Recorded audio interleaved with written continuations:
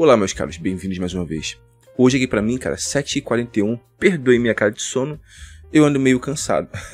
Recebi um relato, então hoje é de relatos de inscritos, meus caros. Mais um daqueles relatos clássicos. Esse aqui, eu poderia muito bem ter jogado no canal Spectrum, mas preferi hoje jogar no canal Spectrum Racional, o canal principal da gente. Vamos pra esse relato sem muitas delongas, meus caros, porque ele é muito interessante, tá? Fala, Felipe. E aí, tudo beleza, meu caro? Eu acompanho seu canal no YouTube há um tempo e acho muito legal os conteúdos de seus vídeos. Vou aqui deixar o meu relato de experiências da minha vida em relação à minha aparência e às minhas experiências amorosas. Eu espero que esse relato contribua como conteúdo para o seu canal. Eu gostaria que a minha identidade não fosse revelada, beleza? Beleza, meu cara. O meu relato vai ser um pouco longo, então desde já peço desculpas. Esse relato aqui é bom, tá? Eu tenho alguns relatos um pouco parecidos com esse no Spectrum, mas esse aqui é diferente, cara. Ele tem umas coisas muito interessantes que eu queria trazer pra cá. A princípio, eu gostaria de falar sobre minha infância. Eu nasci numa cidade do interior do estado da Bahia e vivi a maior parte da minha vida na zona rural. Na minha infância, eu era muito zoado pelas pessoas por causa da minha aparência e isso acabava com a minha autoestima. Pra você ter uma ideia, eu era zoado até pelos meus próprios parentes, tios, tias e primos.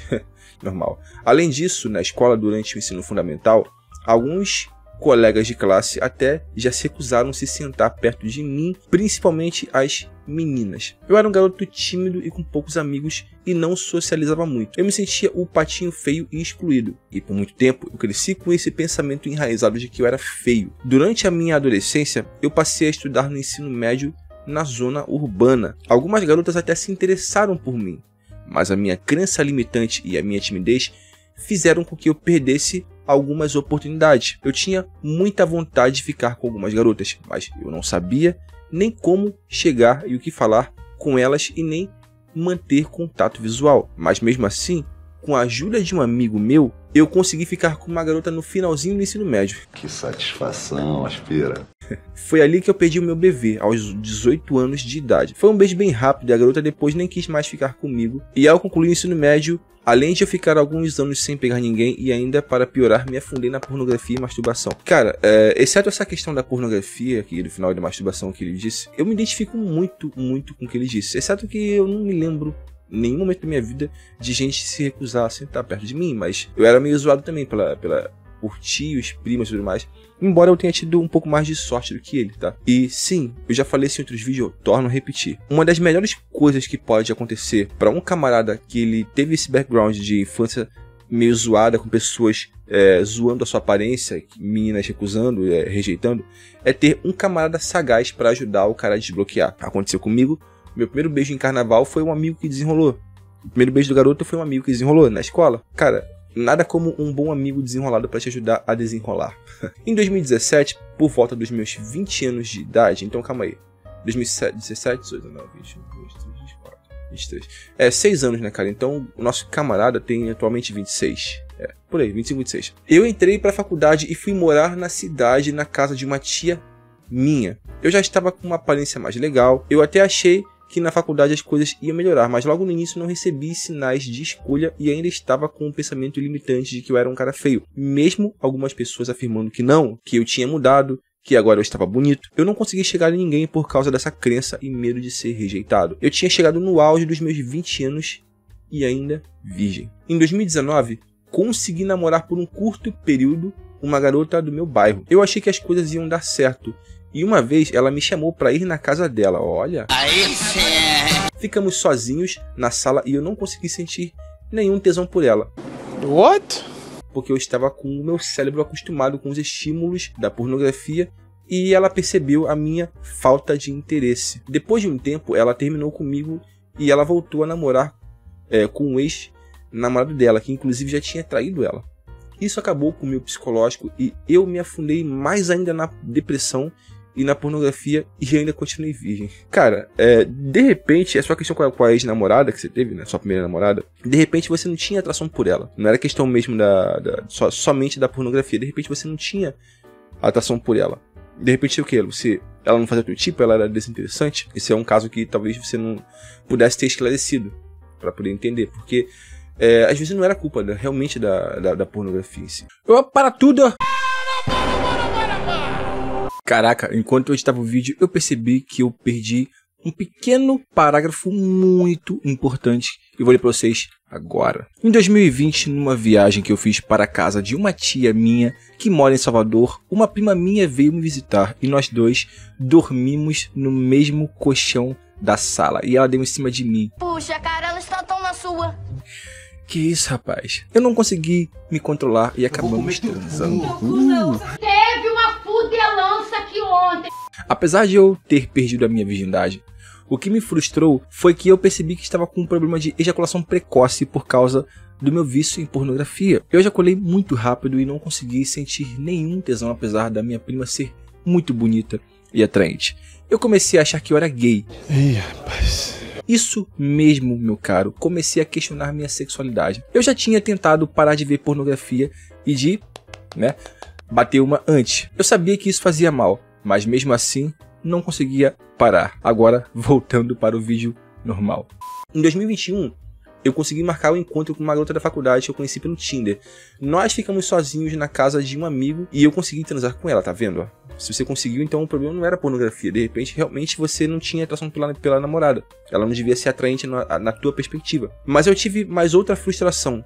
E dessa vez eu estava sofrendo por outro tipo de problema, o da ejaculação retardada. Eu fiquei horas tendo relações com ela e eu não conseguia ejacular. Ela pensou que o problema fosse com ela. Ela achou que eu não achava ela atraente, mas ela era muito bonita e eu tinha interesse nela. Mas depois disso, ela desapareceu e nunca mais manteve contato comigo. Cara, isso já me aconteceu. Eu já contei isso em live, pra mim não é nenhum tabu. Isso aconteceu comigo na primeira vez que eu fui pro motel com a minha segunda namorada, tá? Eu também não consegui, mano. Não consegui. Só que eu tinha um problema, tá? Que deu lastro pra isso. Eu tinha terminado com a minha primeira namorada fazia muito pouco tempo. Eu tava me sentindo meio mal pela forma como as coisas terminaram e tudo mais. Eu me sentia culpado pela forma como eu terminei com a minha primeira namorada. Eu me sentia mal, me sentia que eu tava enganando a minha primeira namorada.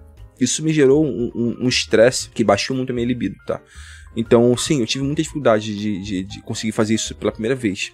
Depois que rolou, então depois foi tranquilo, mas eu sofri um tempo, cara, assim, sabe? Com esse sentimento interno, esse desencontro entre o físico e o mental. Foi uma porcaria, mano. Recentemente, nesse ano de 2023, uma outra garota chegou em mim na faculdade. Olha, uma garota chegou em você, cara. Trocamos contato e começamos a ficar. Ela me tratava super bem, ficávamos conversando durante horas no WhatsApp. Nos víamos com uma certa frequência, saímos para a festa. Eu dormi 2 vezes na casa dela e transamos algumas vezes. Ela falava que gostava de mim e eu fui bem recíproco com ela, porque eu gosto dela. No entanto, quando ela viajou para a cidade dela nas férias, eu notei que ela diminuiu a frequência com que ela falava comigo no WhatsApp. E eu até cheguei a enviar uma mensagem falando que eu gostava dela. Bom dia, meu neném. Erro crasso, normal. E que eu tinha interesse em algo a mais. E a resposta dela foi não. Carrossel, meu irmão. Carrossel, é a fase que ela tá brincando e não quer saber de se apegar a ninguém. Ela tá na fase do pega e não se apega. Ela falou que não queria algo sério e por eu estar apegado a ela, eu sugeri que a gente continuasse ficando. No entanto, quando ela voltou de viagem, eu vi ela com um outro cara numa festa. Ela estava totalmente fria e distante. Eu chamei ela pra conversar e ela falou que não queria mais ficar comigo, e que o nosso lance tinha esfriado e que o problema não era comigo, e era com ela. Não, o problema não era com nenhum dos dois, cara. É muito simples essa situação. Ela não queria se apegar a ninguém, tá ligado? Ela só queria curtir com você. Depois ela desinteressou porque, tipo assim, já consegui os estímulos que eu queria, vou pra próxima. As coisas são assim. É importante que o cara esteja disposto a aceitar isso se ele está entrando numa dinâmica de relação casual. Eu fiquei muito triste e depressivo. Eu me senti um otário. Eu me senti usado e descartado. Eu me senti um step de um carro.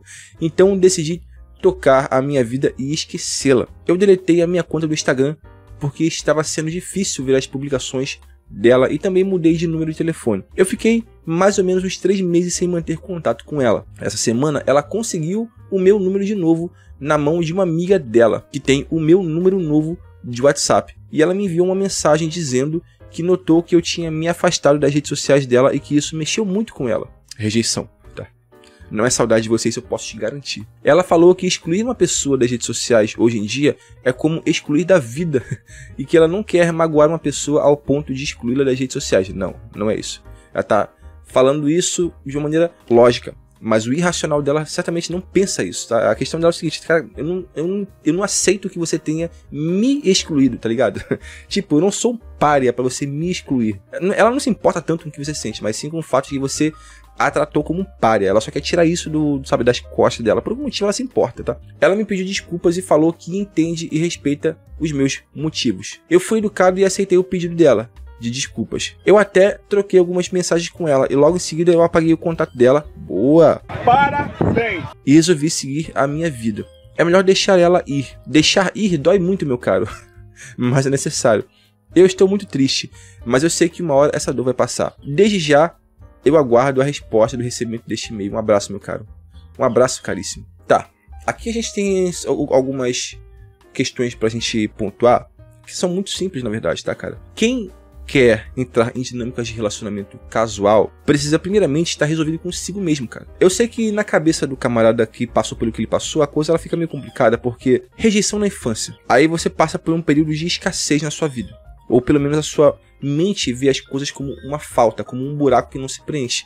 Quando você começa a preencher uma coisa ou outra, isso aconteceu comigo e é por isso que eu entendo bastante disso, você tende a ficar num estado de euforia, aquele leve vislumbre de abundância. A rasteira vem quando você enfrenta uma outra situação em que você está num momento de baixa, sabe, de falta, novamente. Então você está muito propenso a se ver apegado a garota mais bonita que você conheceu, a que mais se conectou. Porque no caso dele, houve conexão. Ele dormia com a garota. Muita gente é contra esse negócio de dormir com ficante. Eu sou contra dormir com ficante? Não.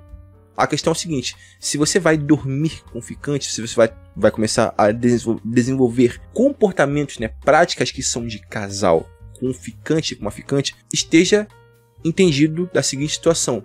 A pessoa não é tua namorada. A menina não namora com você. Se de repente ela, sei lá, mano, calhar de pensar que, cara, pra mim já deu, já me diverti com ele, com o que tinha que dar, acabei sentindo vontade de mudar de áreas, conhecer outras pessoas, usufruir de outras experiências, não se sinta enganado. A pessoa nunca te prometeu nada. Isso aqui é um erro muito crasso, as pessoas acharem que a pessoa que ficou contigo te deve alguma coisa, não deve nada. Exceto se a pessoa tiver um compromisso com você firmado, sabe, de bem comum, aí sim. Tá? Então esteja preparado, cara. Esteja preparado. E quanto à questão da rejeição, é muito complicado, mano. Eu falo isso porque, mesmo eu, hoje em dia, ouvindo coisas excelentes acerca das minhas mudanças físicas, sejam em termos de corpo, seja em termos de aparência mesmo, no modo geral, a coisa simplesmente não encaixa, mano. Não encaixa. Isso é uma coisa que todo mundo fala, é o seguinte, velho, pra você consertar traumas de infância, você tem que procurar terapia, tá? Porque sozinho é difícil, porque tem coisas no seu subconsciente que datam de quando você era criança, que foram enraizadas naquela época, que você simplesmente não consegue mudar, porque a estrutura em si, ela foi cimentada em cima de uma criança. Então, de repente, vale a pena, tá? Eu mesmo tenho vontade gigantesca de um dia procurar terapia e ficar, tá? Porque eu tenho dificuldade com terapias, cara. Terapias, elas são monótonas. A última que eu fiz, que foi a primeira e única que eu fiz, paguei R$60 e foram, tipo assim, 40 minutos, tá ligado? Nunca perdi R$60 tão rápido. Enfim, cara, vamos trocar uma ideia sobre isso aí, tá? Deixa a sua resposta pro nosso brother. Já passou por algo parecido? Comenta aí. Fiquem todos, meus caros, na mais perfeita ordem. Tudo na mais santa paz. Já dizia um Tuquinho e o nosso eterno poeta Vinícius de Moraes. Fui.